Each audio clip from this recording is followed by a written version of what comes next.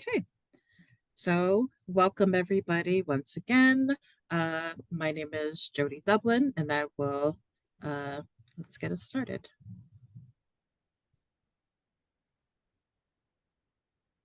Okay, so here's our little agenda for today. We're going to have our introductions. We're going to do some warm-up questions. We'll talk about the application year timeline. We'll talk about deciding on graduate school, some questions that you should be asking yourself as you're going through this application process or even before. We'll do a personal statement and, grad statements overview. We'll discuss some tips and tricks for success, and then of course Q&A. Also, you are welcome to pop questions in the chat. We're going to do our best to get to them as we are moving along. All right, so here's our introductions. Dr. Brock. Thanks, Jody. Hi, all. My name is Sarah Brock. I am the Director of Enrollment Strategy and Recruitment at the University of Chicago in the Division of Arts and Humanities. Yes, that is a crazy long title. A little bit about me. I completed my doctoral studies at the University of Illinois. I have a master's degree from Trinity College in Hartford, Connecticut in literature, and my undergraduate degrees are in literature and languages. So really thrilled to be here with you all. Thank you so much. Great, thank you. And I'm Jody Dublin. My pronouns are she and her.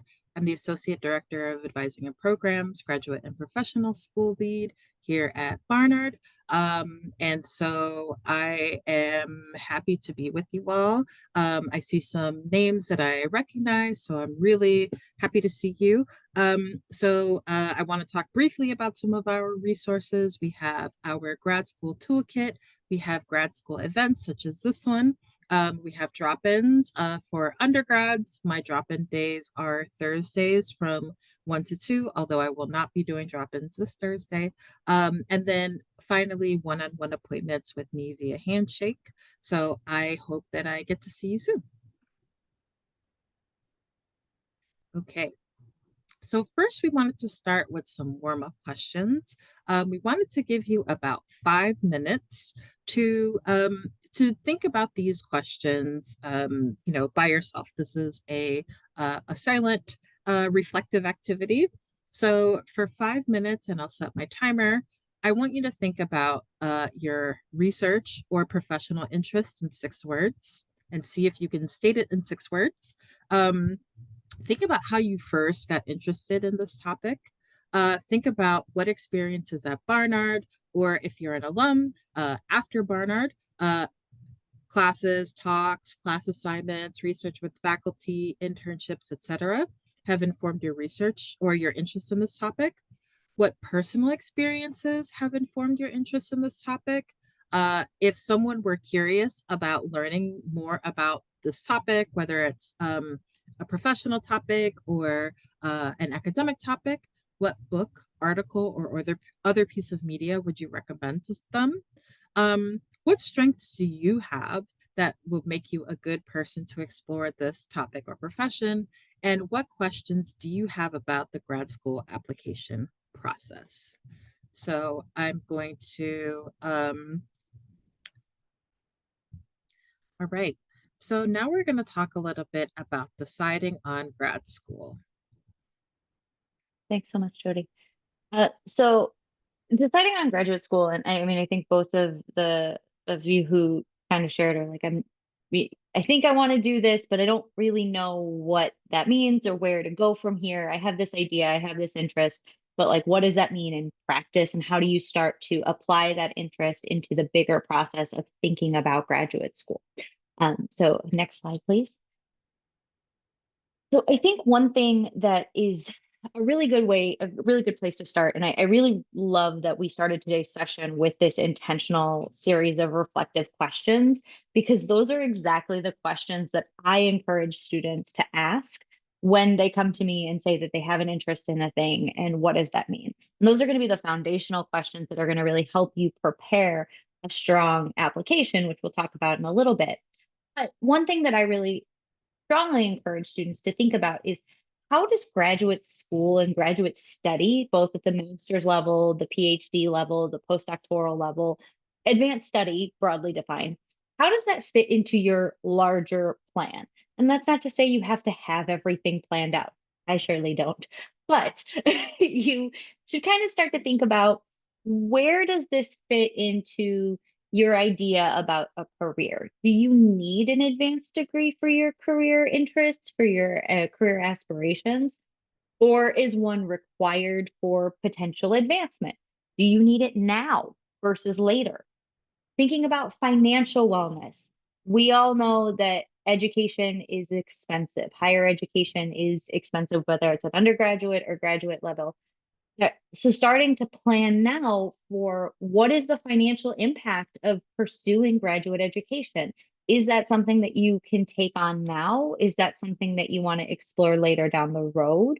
Is that something that maybe involves a significant amount of thought and anticipatory planning, so that you can do it in a way that is the most cost effective and financially intentional? Planning, I think, is huge when it comes to timing. So what do you need to do before you pursue your degree? Are there preparatory coursework that you need to take for the student in the room who's interested in neuroscience? Um, if you're interested in neuroscience programming, depending on what side of the house you want to be on, if you're in like the more um, theoretical space versus, I define it as the squishy space, which is the biological space. But depending on what side of the house you are in neuroscience, you might need to take more coursework that is aligned with pre-med coursework, something like organic chemistry, so that you'd be in a place to, do advanced study on the squishy side, which is less relevant if you're interested in the more theoretical linguistic side. They don't make you take organic chemistry if you're interested in linguistics. Or are there other things that you want to accomplish personally or professionally before pursuing graduate study? Graduate study isn't it's not the same as undergrad, and like you have to, like, the expectation is that you're doing it immediately after the other school that you just completed. There's time. And so where does it fit into your larger life plan? And then I love this piece about personal development. I think I am guilty of this. And so, where does graduate school fit into this bigger idea of who you are as a person and the skills that you're going to develop? Whether those are the skills that you're developing before you pursue graduate study, personal, professional, otherwise, or the types of skills that you want to pursue in graduate school. There's lots of personal and professional development that happens in these spaces. And I think it's really intentional, really important to be intentional about the way that we're thinking about it and how it's ultimately going to put you on the path that's going to make you happiest in life, whatever that is for you. Next slide. So I hinted at this a little bit, but graduate school is significantly different than undergrad. It's not just undergrad times two or undergrad hard mode. It is really a very different process. And so when you all were exploring undergraduate institutions and ultimately chose Barnard, some of the things that might have come to mind and might have been influential in your decision making are things like institutional culture. Who is Barnard as an institution? What are their like commitments? What are the things that they really care about and value? And how does that affect the student body? Things like the quality of the general instruction, just like the faculty at Barnard are great, but like that's all of the faculty at Barnard. That's not like necessarily super specific. You are probably impressed, at least initially, with the sheer number of activities, events, and programs that are available to you as an undergraduate student at Barnard. The things that you get to do, all of the co-curricular and extracurricular events and opportunities. And that probably, as an 18-year-old, had some significance on your decision making. Other things that come to mind here are like opportunities to change your mind. How many majors are there, and what does support look like if you change your major? What does it look like when you have a big group of majors versus a small group? super tailored resources. So you have people like Jody in your corner here to support you and help you figure out the graduate school process. But I'm sure you also have academic advisors and a resident assistant, and I'm sure there's staff in the student support offices and so on and so on and so on who are there to help guide you along the way. You also probably, it's not on here, but it's one that I think is key. Location was probably very significant in your decision making, in ways that it might not be for grad school. So next slide, please. So on the other side, when we're thinking about graduate school, I like to encourage students to think about like turning the screw a little bit, thinking about tightening that for those parameters for what was deemed like the right fit. It's going to just close up a little bit. It's going to be a little bit tighter.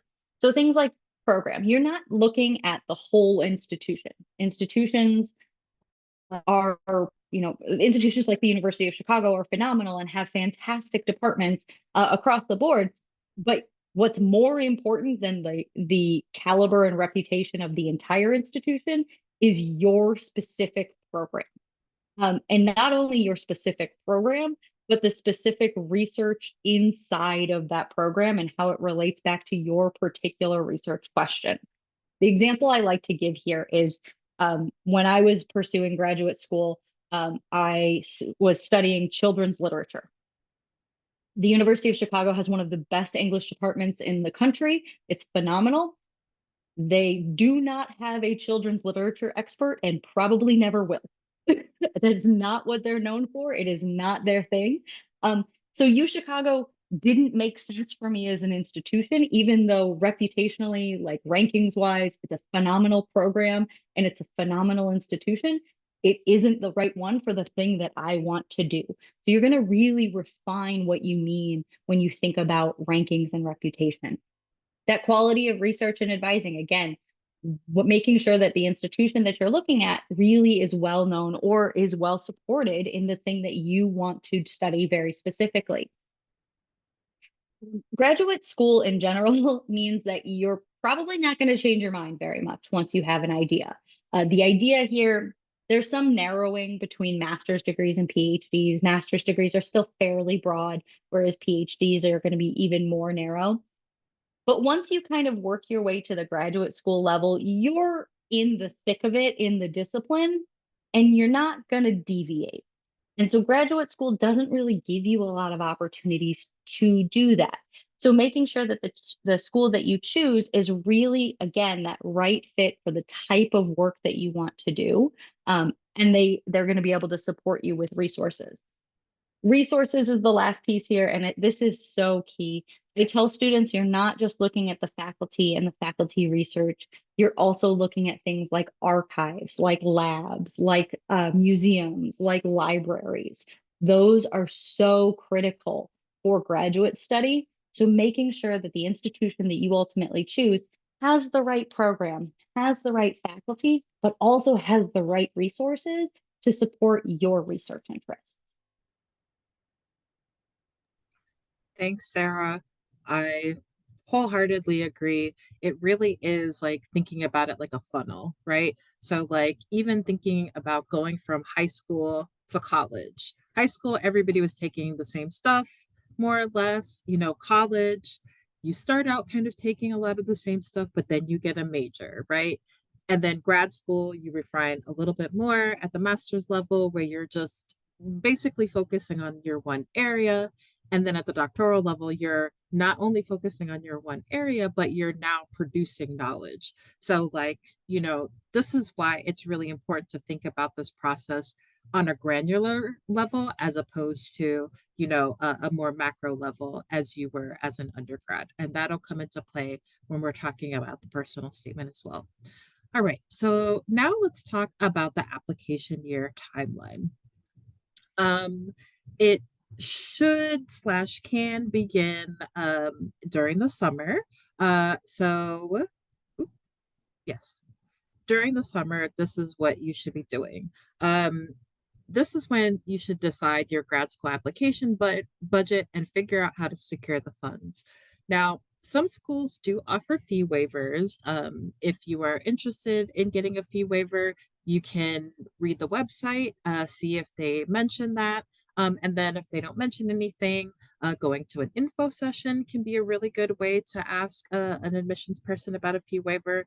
If you can't get yourself to an info session, you can feel free to, politely email and ask about fee waiver programs. So during the summer, though, you should go into the process kind of thinking like, okay, like I'm going to have to pay for all of these applications and how am I going to do this? Um, I recommend visiting prospective grad schools. As Sarah mentioned, location might be a little different. If you are interested in something very niche and there is only like one place or two places in the country that have it and you've never been to those places, I recommend going to those places before signing on to a, 7, 8, 9 year commitment if you're thinking about a PhD program. If you need to take a standardized test, take it. A lot of programs do not accept tests or it's not mandatory. Some of them do, some of them it's mandatory. So you should be doing your research to figure out what the rules are and then taking your test and retaking if you need to. You should be finalizing your application list. You should be alerting your letter of recommendation writers that you are going to be applying to graduate school so that they can kind of start to fit you into their schedule. You should begin drafting your personal statements, and we'll talk about that in a few minutes. You should choose and choose and edit your writing samples. You should be updating your resume and CV. Good news, Beyond Barnard is open year round, especially during the summer, and it can be a really great way to have someone take a look at your materials so that you can focus on getting your applications together, in the fall. Research your funding options. So, make sure that you have a good understanding of the ways that you might pay for going to graduate school. And then finally, start to consider a plan B. You never know. You really never know. And it's a nice idea to have something in the wings just in case you change your mind or, things don't go the way that you had planned. So start thinking about a plan B. All right, so let's talk about the fall, this season. This is a really good time to attend info sessions. A lot of schools hold info sessions. A lot of them are virtual, so it's a really easy way to get to know faculty, staff, grad students that are in the programs that you're interested in. Highly recommend going to those. Reach out to prospective advisors or grad students at your selected schools. So this is especially important for people who are interested in PhDs. You should try to connect with a prospective advisor if you can. Not all of them are going to be able to get back to you. It's just the nature of the career. Some of them are not allowed to talk to prospective students. You can look at each website. There might be some details on, this kind of information, but you should try to reach out to someone because this is someone, again, that you're going to be working with for a bunch of years. So you want to make sure that you have good chemistry with them, that your research is going to fit with their subject matter area and things like that. Check in with Beyond Barnard, right? Check in with us. Let's talk about a timeline. Let's, make sure that things are going on the right track. Fall is a great time, but really late summer to fall is a really great time to do that. Work on those supplemental essays. Applications usually open around early September, late August. So you'll have information about those supplemental essays. Fall is a really good time to start working on them. Submit your FAFSA beginning in December if you're interested in getting financial aid. Finalize your applications by late October, and then submit applications before the deadlines. All right, so winter and spring, you've safely submitted all your applications. If you're in school, you're, finishing up your classwork really strong. You're hammering away at your thesis. And then in the background, this is what's kind of happening with your application. It's being reviewed by the faculty and staff at graduate school, and they're starting to make some decisions. So they will start to uh, extend interviews or decisions around this time. So when you start getting responses, follow whatever instructions are there. So it might be you need to make a deposit, you need to schedule an interview, you know things like that. So if you're placed on a wait list, like talk to us at Beyond Barnard. We can talk about how we can work through being on a wait list. And then in the spring, hopefully you'll have all of your answers. Attend an open house for admitted students so that you can get to know faculty, staff, your fellow grad students who are already in the program, and incoming students. And again, you can really start to see like if this is going to be a good fit for you. And then finally, once you have decided which school that you want to attend, let schools know as soon as possible so that if someone's on the wait list, that they can receive their acceptance, if available, and then confirm with a financial deposit by the noted deadline. You really want to make sure that you're locking in your spot. So that's what you should be doing for the winter and spring. Okay, so now we'll actually talk about what that grad school application looks like. Thanks, Jody. One other thing I'll say about the previous slide before I kind of jump in here. In spring, the date that I like to kind of like flag for students who are applying, especially for PhD programs, but if the school that you've applied to is part of the Council for Graduate Study, there is an agreed upon date that you have until to decide, and it's April 15th. So if you've applied to a PhD program and the institution is part of the Council for Graduate Study, you have until April 15th. So if it's just like I highlight that day every year because it's like it's also tax day, but um, that's the date that you have to confirm your place. Prior to that date, no institution that's part of the Council for Graduate Study can require you to submit a response. And so that's an important thing to keep in mind. Some institutions, this is a long process, and we know there's a lot involved. But if you're still making your decision, as soon as you have an idea of what you want to do, commit, make your decision, sign, seal, deliver, all of that. But do know that you have until April 15th to make that decision. So don't feel rushed. Once you've received your admissions offer, really do take the time to reflect and decide what's going to ultimately be best for you. So then in terms of the graduate application overview, and we can kind of just jump right to the application element slide here. There are a lot of component parts to a graduate school application, and they're kind of nuanced in ways that I think we wanted to kind of jump into a little bit and explain what the difference is here. So first and foremost, when you applied to undergraduate school, you probably submitted a common application, and you probably submitted a common application to 20 schools because that's what the Common App allows you to do. Um, that's not the same for graduate school. Every school has their own application. Unless you're applying to medical school or law school or some public health programs, they do use a common application. But on the whole, most institutions have a separate application for each program. And depending on the institution, it might be a fairly sophisticated application that kind of feels like the Common App, or it might be a Google form.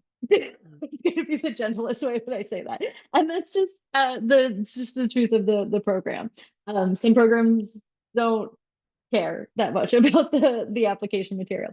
So the first thing I tell students is to go gravitate to or navigate to the website that you're looking at, the institution that you're looking at, find the application form, and make sure that you know what it looks like. Click through it, figure out what the different pieces are and what the questions are, and then bookmark that tab because it's going to be all over the website, but it's also somehow hard to find on every website. So you'll complete the application form.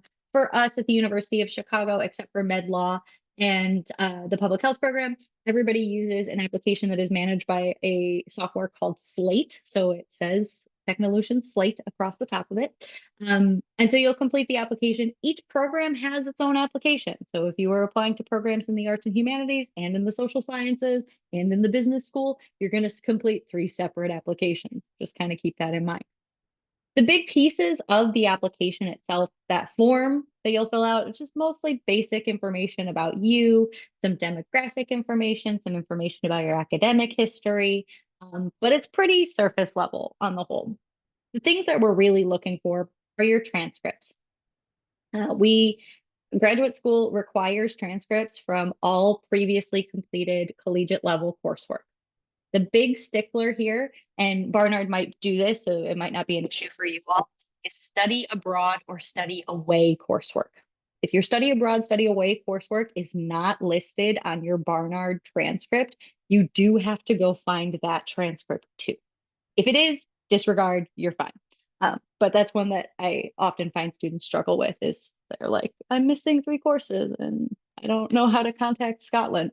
I want to ask quickly about this because I do believe that the courses are listed, but the grades are not. So, what should people do in this circumstance?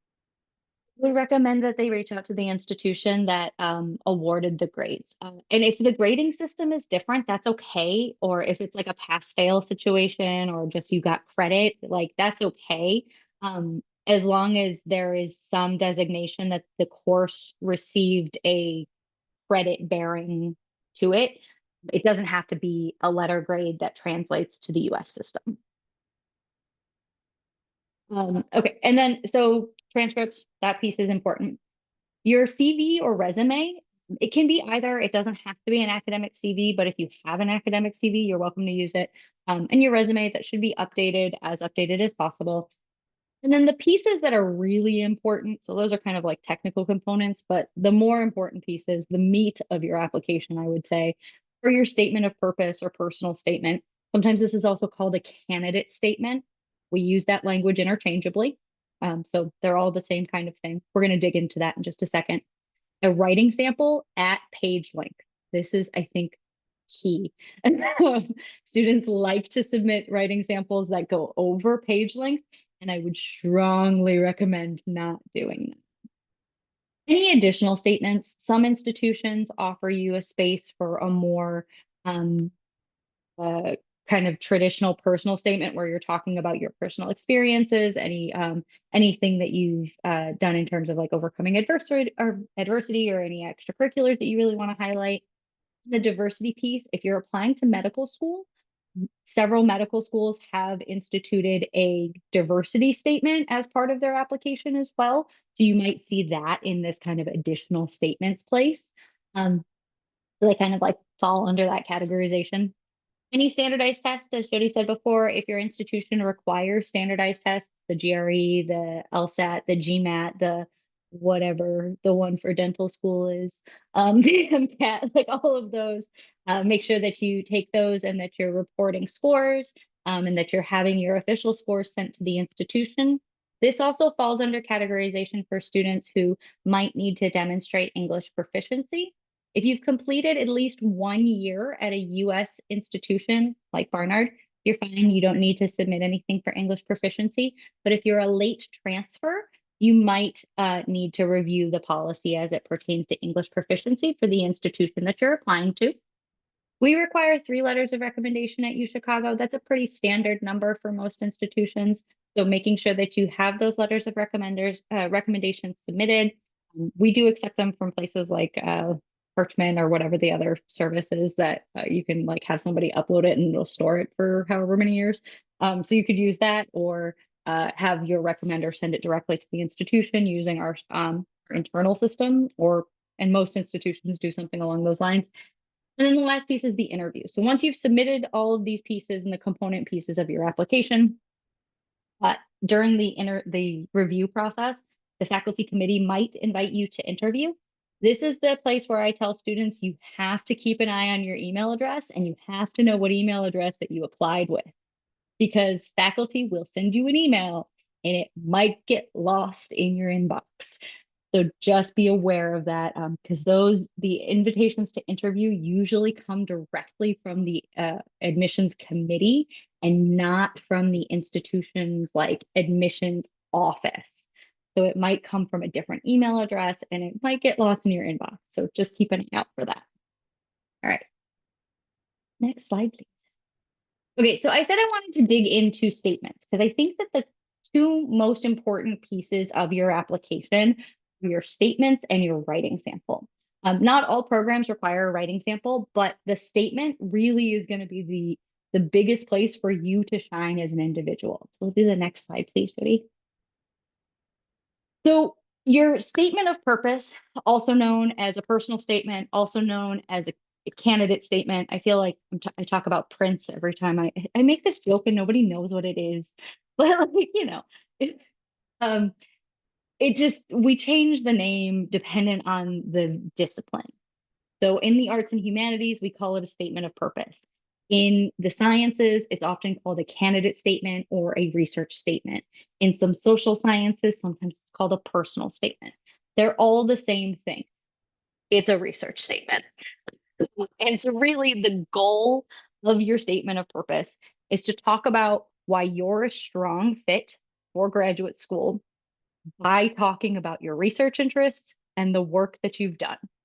So that is the primary goal of it. So you're going to communicate how you're a strong fit by talking about the academic work in context of the discipline. So the thing that you want to do, what you've done historically, what you in regard to that thing, how does that kind of fit into the larger discourse community around the topic? The project that you're interested in pursuing. So what is it that you want to do? Oh, that says, no, that says project. The last one is project, not project. Project that you want to pursue in the appropriate form. What I think that appropriate form means here is being really intentional and thinking about the length of time of the program. So I tell students that this is what is your time confined project? Because PhDs are long, but they're not infinite. So what is the thing that you can reasonably do in the amount of time allotted to you in your degree program? You're going to talk about how your personal interests, your academic work previously has kind of aligned with this research project. And then you're going to specify why you're a strong fit for the institution. This goes in two ways. So you're going to talk about your research interests and you're talk about how your research interests fits with the research excellence or expertise at the institution.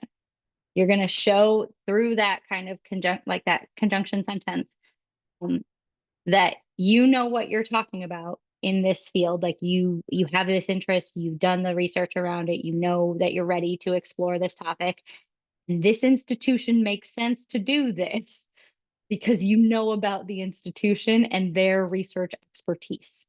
So this is really key. And I think this part here is the part that students tend to miss as they talk about how fabulous the research is. They talk about this project that they want to do. But as I talked about in that previous example, the institution isn't the right fit for their program, or they haven't articulated how they understand that the institution is the right fit for their research interests. That's really key here. I really think it's a good idea in a statement of purpose to talk a little bit about your motivations and your aspirations and talk about how this graduate program fits into that. What is it that you want to do? Why do you need graduate study to do it? And how is it going to help you on that kind of course and that next step? All right, next slide here. Two other types of statements that I like to talk about while I'm talking about that research statement. So the first thing is a research statement, really, and it's thinking about research in relation to what you've done previously, what the institution does. These two other types of statements I think are a little bit more nuanced, so I like to talk about them a little bit. If you're an artist or a maker in the room and you're interested in exploring visual arts programs, MFA programs, creative programs, your statement is different. You don't need to submit a research statement. Instead, you're going to submit an artist statement. However, this artist statement is probably not like what you've experienced previously, where you're talking specifically about a work. You're thinking about your larger artistic practice. You're thinking about the influences on your practice, and talking about the directions in which you want to explore moving forward. I think what's really key here for my artists and artist statements is you're going to talk pretty broadly about your whole artistic philosophy or artistic practice, but you do need to tie it back specifically to the program that you're applying to and why it's a good fit for your area of interest. Where I think this goes awry a lot for students is they do a really great job talking about their practice, or they do a really good job talking about their broader philosophy, but they aren't necessarily able to articulate why the institution that they're applying to is the good fit for them based on that practice and philosophy. The last piece here I like to highlight is just true personal statements, the ones that are actually just about you as a person and not necessarily about your research interests. This is the space where I think a lot of students, they've spent so much time talking about their research, and also Americans are trained to not do a really good job about talking about ourselves. We talk about ourselves all the time, but we do it in a weird, like, false modest way. Um, this is really the place where you shine and you can talk about you and your motivations and your ambitions and your specific skills. Highlight the things that make you you.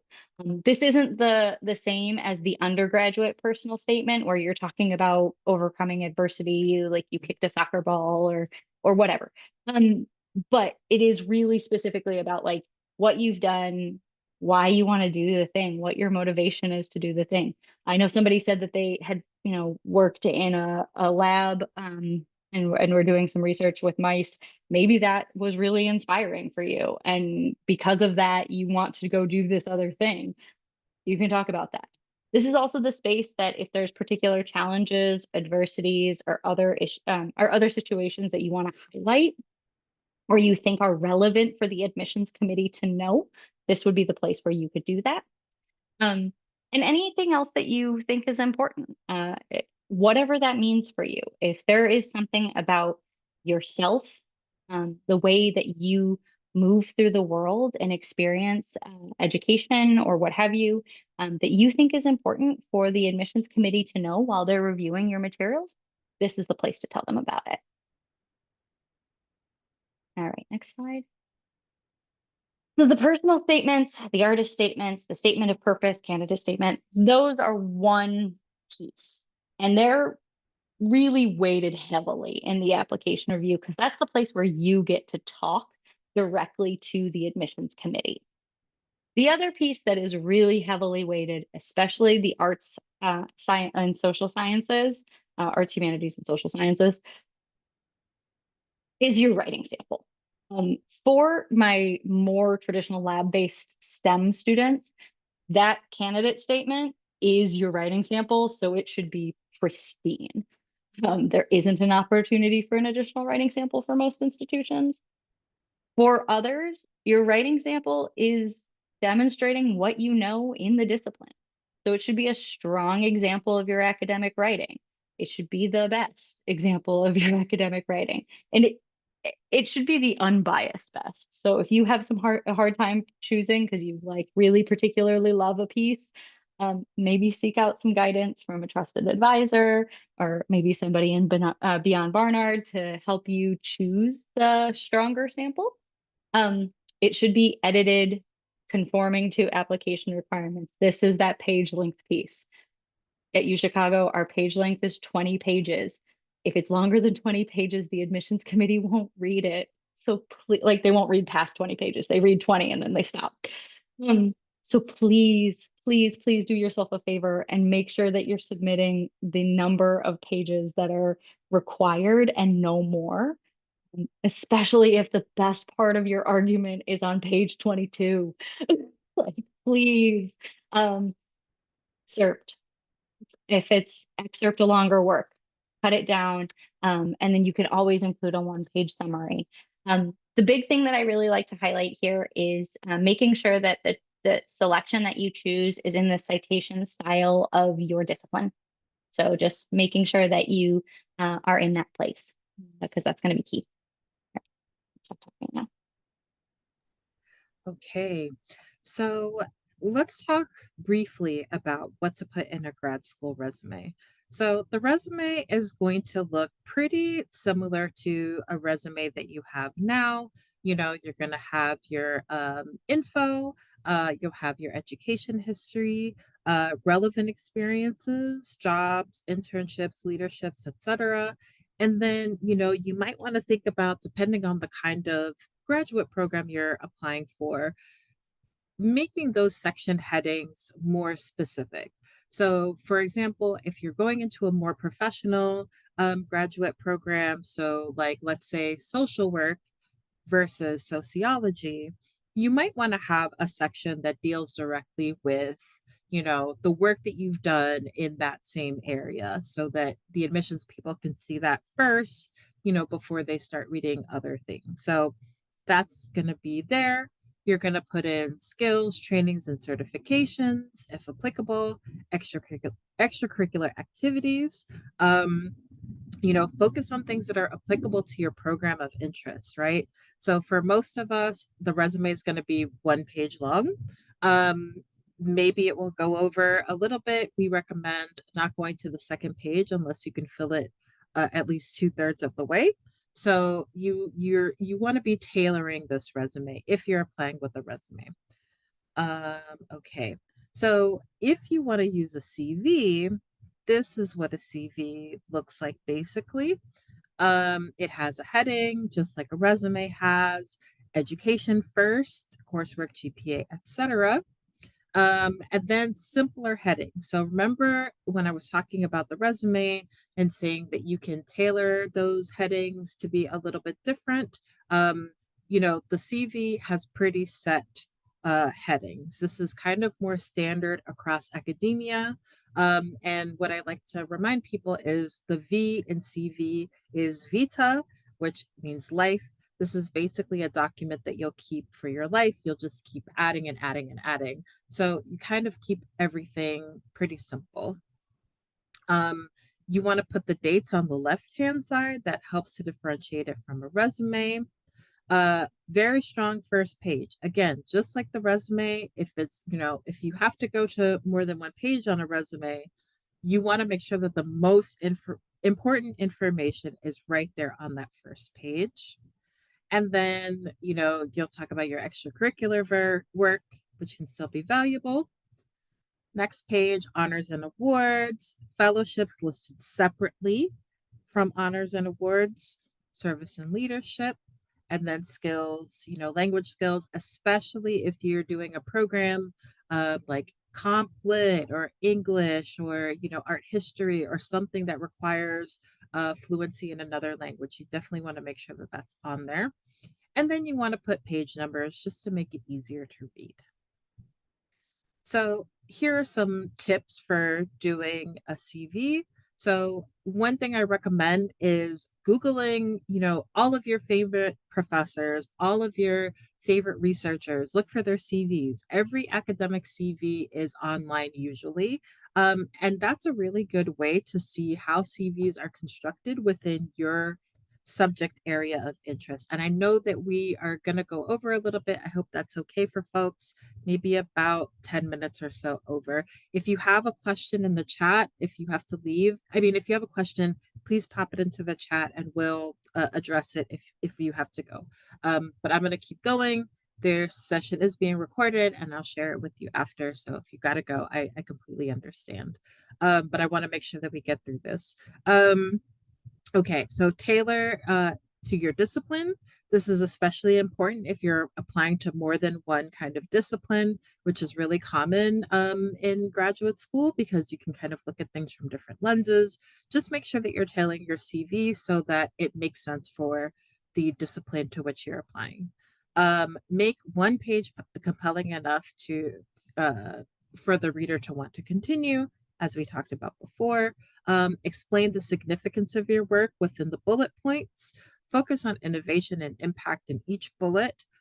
Be specific regarding methodologies employed. So this is important when you're talking about the research that you've done with other people, as well as your own research. Quantify whenever available. think more about the font and the layout so that it looks really good, really easy to read. Doesn't matter really what kind of font it is, as long as it's readable. Serifs, no serifs, both are fine. And then make sure that you're proofreading for consistency. When it comes to the don'ts, like I said, these CVs can be, 20 pages long, not even exaggerating. So you don't expect everybody to read the whole thing. Assume a publication or don't assume a publication list replaces the need to include details about your research. You definitely want to put in some more information about the research that you've done. Don't include a half-page summary of your thesis. Again, stick to those bullet points. Don't write CV at the top. Don't list course numbers without a need description because nobody's going to know what you're talking about if they're outside of Barnard. Um, don't tack on employment that is not related. This is different from a resume, right? This is really focused on research, academia, those kind of jobs. So, you want to curate the CV to a certain extent as well. Don't use subjective claims or adjectives like exceptional, groundbreaking, even though we know that these things are great, groundbreaking, the best, etc. The CV is meant to be a little bit more objective. Um, don't include any personal information like photos, birth date, or anything else like that. And then, don't make your CV longer than your advisor's CV. But at the same time, don't undersell yourself, right? You really are trying to show admissions committees that you are ready to take on graduate school. You are academically prepared, you're professionally prepared, and you're personally prepared, right? So this is not the time to undersell yourself, as Dr. Brock talked about. This is not a time for false humility. Like, this is a time to really show these committees that you are ready for the challenge. When it comes to sorry, this is Sarah. Go ahead. Yeah, it's okay. So for some selecting some recommenders, so we have a couple slides here. I'm going to go through them kind of quickly for the sake of time. Recommendations are key for admissions committees understanding who you are in the classroom and what you've done previously. So your letter of recommendation is really going to help them understand that bigger picture of who you are. We want to make sure that these are coming from people who know you well in an academic context and can speak about your academic performance. But it doesn't have to be just your professors. It can be people who know you from a research or professional experience as well. Uh, Importantly here, again, writers are going to provide context about the skills and competencies that you have and how you've displayed them in your life previously. Because your admissions committee, and unless you're applying to the exact same institution that you attended undergraduate from, they don't know you and they don't know what being around you is like. So hearing from their colleagues is helpful to kind of contextualize who you are and how you fit into these pieces. Well, switch to the next slide, please. So importantly, when you're selecting recommendations, a strong letter of recommendation is going to come from a strong relationship. And that means people that you've actually interacted with. So if you happen to have a large lecture, which I don't think you have many large lecture halls at Barnard, but if you had a very big lecture with 300 people in the class and you talk to your professor once, that's probably not going to be the person you want to ask a letter of recommendation from, because they don't know you and they can't give you a strong letter of recommendation. They can't say anything about you outside of you came to class, you did the assignments, which is really not enough. So it's, as a requester, it's your job to make sure that you've identified people who you have stronger relationships with and who can talk about you in a way that you want them to, really. So when you're asking for letters of recommendation, I highly recommend, as much as possible in this world that we live in, to ask in person. That's not always possible, and that's okay. But if you're able to go to office hours or to meet with a faculty member after class and ask them if they can write you a strong, detailed letter of recommendation, that is really going to be the best way forward. If you can't, it's okay. You can send an email. And again, use that language. I really like asking faculty strong, detailed letter of recommendation because they will tell you if they can't. And so those two words are really a signal for them of what you're looking for and what your expectation is from this interaction. I really encourage that you ask them to highlight specific assignments or skills or activities, things that you want them to address. So, in that interaction, when you're asking if they'll write the letter of recommendation, say, I would love if you would highlight my final assignment in this class, or that group assignment that we did, or that time that we had that additional conversation in office hours about this other miscellaneous thing. Talk, guide them into what it is that you want them to talk about. Give them the information that they need. And on that part, some kind of best practices here.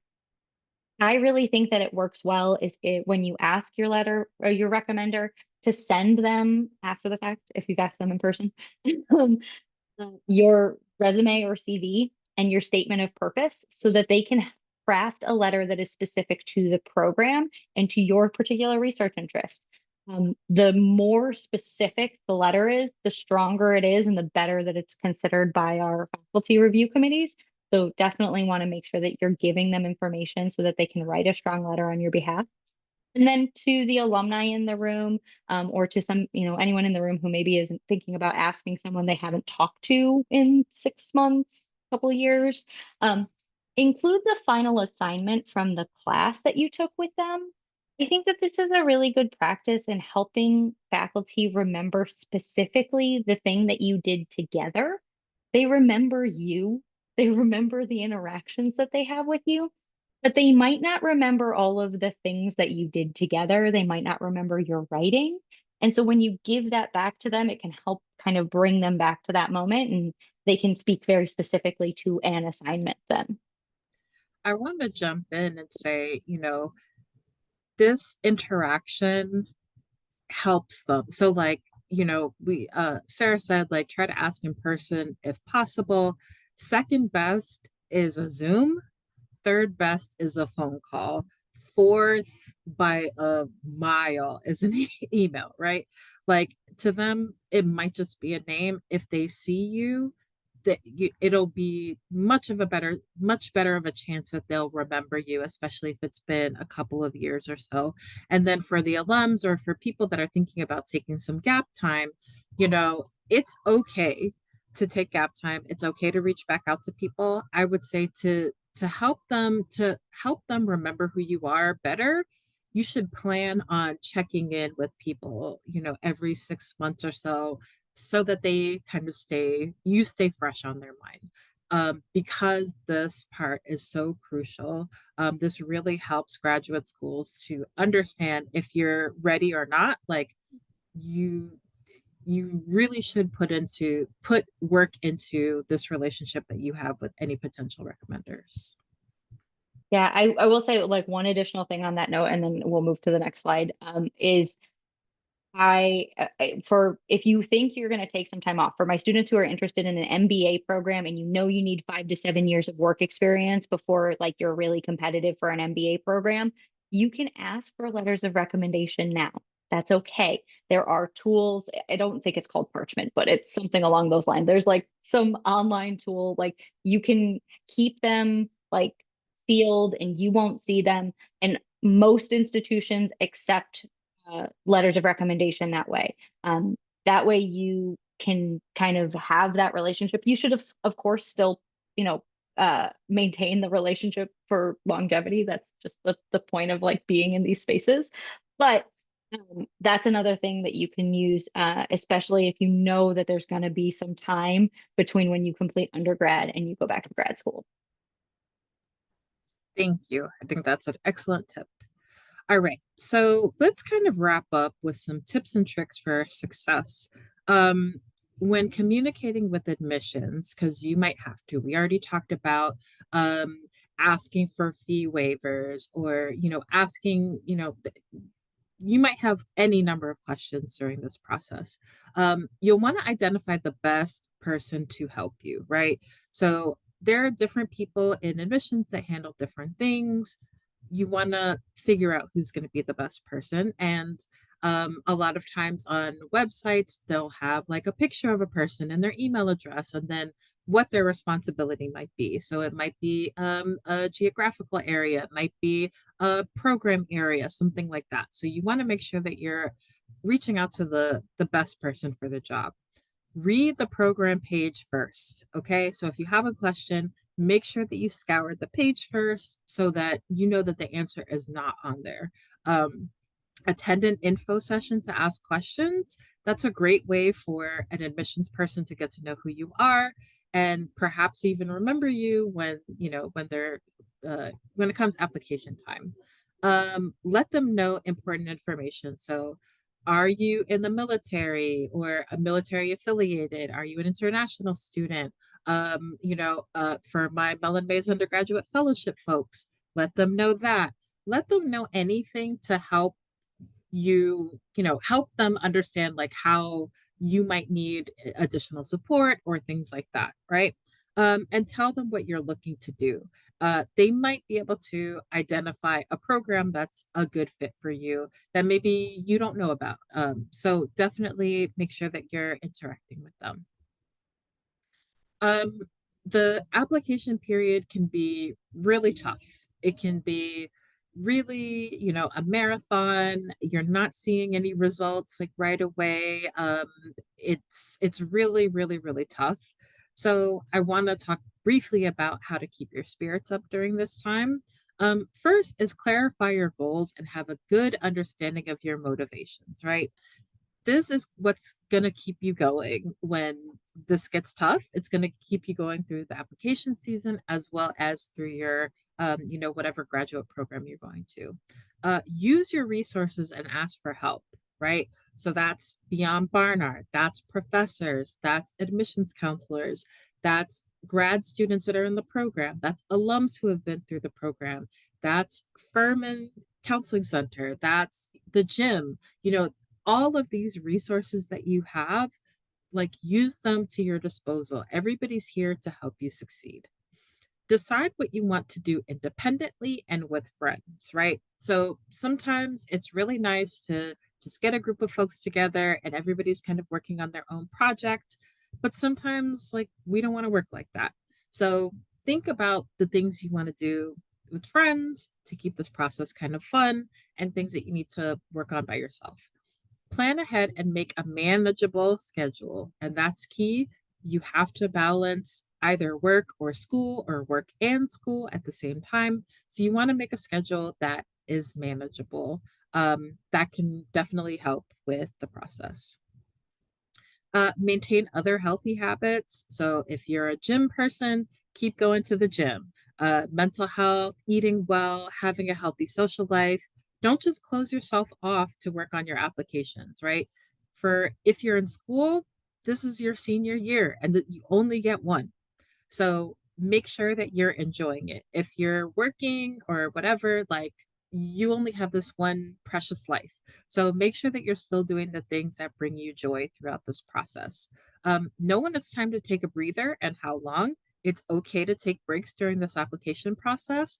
Just try to think about, when deadlines are due and things like that. But it is okay to take a few days away from your personal statement or whatever. Um, Keep yourself organized. That'll help keep the stress down and understand that your academic achievements are only one part of your identity, right? You are a whole person, you are a complicated person, you are a complex person, and this part is only one part of you. So just keep that in mind. So, additional resources, as we talked about, here's a whole group of resources, and there are many, many, many more, right? You have a lot of information available to you. Take advantage of it, right? Take advantage of the good sources of information, the vetted sources of information. And some final things to consider, think about the academic program first, as we talked about. Make sure that that program aligns with your ultimate goals. As we talked about before, you are narrowing your focus with a graduate degree. So look at all the possible programs, concentrations, etc. Keep track of your timeline. Keep that deadline in mind. You do not want to miss that deadline, right? So keep that in mind. keep track, proofread everything, and then focus on your POV, right? So just kind of, again, remember why you're doing this, remember your purpose. Okay. So now, thank you to those of you who are still with us. We want to go ahead and open it up to Q&A. You can, I'm going to actually